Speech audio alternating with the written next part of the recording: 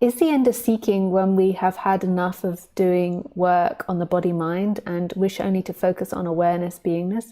After many years of spirituality and self-help, and then an experience that called me within, and non-duality came into my life, I'm wondering if it's necessary to pursue a deep fear trauma that seems to play out in all areas of my life, and being unable to hold on to a job, a home, money, friendships, relationships. I see and have experienced the blessing of this as I've come to a lot of peace through it and getting used to constant change. Is focusing on the pattern futile, or is it necessary? Some teachers may say it's grace and my destiny providing me with the experience to awaken. Your thoughts?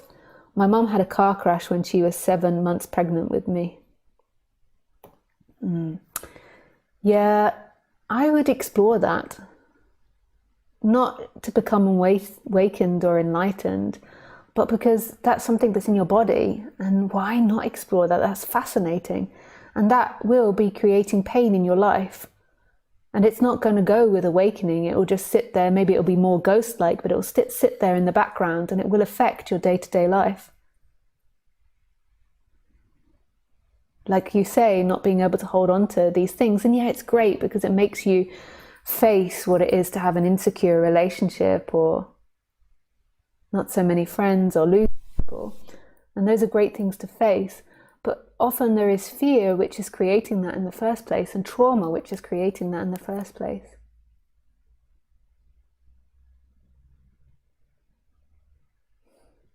And why wouldn't somebody want to explore that? Like, that's so raw, and I love it, the exploration. I still explore traumas. I'm exploring a trauma that I have at the moment with someone.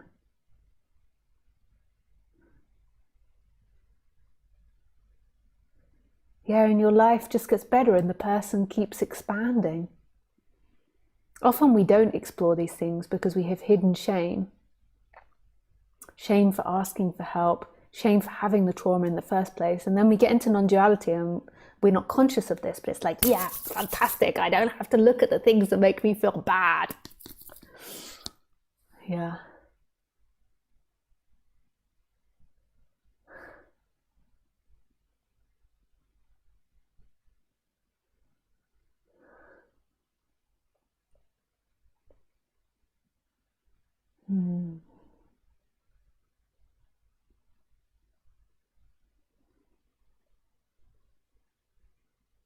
So why not? What's holding you back?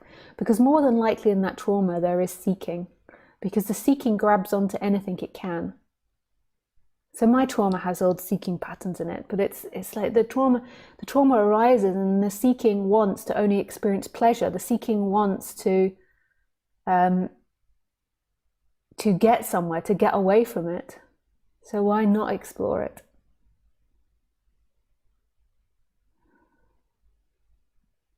Because it's not true, whatever it's saying. Like, so there may be thoughts or beliefs in there that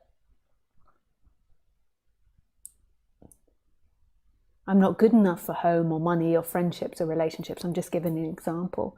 And then the seeking of that, it's I'm not good enough. So then either the seeking tries to prove that right, ironically, or prove it wrong. So it could prove it wrong by rejecting people all the time.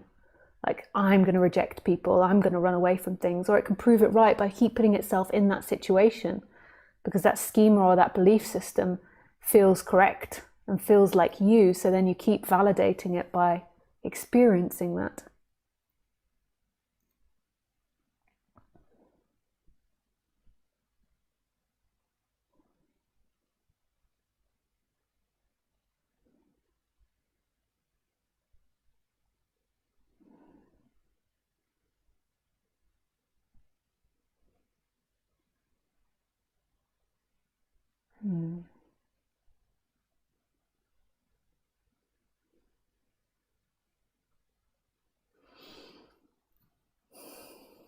I've done quite a lot of exploring work on this stuff, but not with new awareness. Thank you. So glad I asked. And Sophie, have you done it with other people, or have you done it all alone?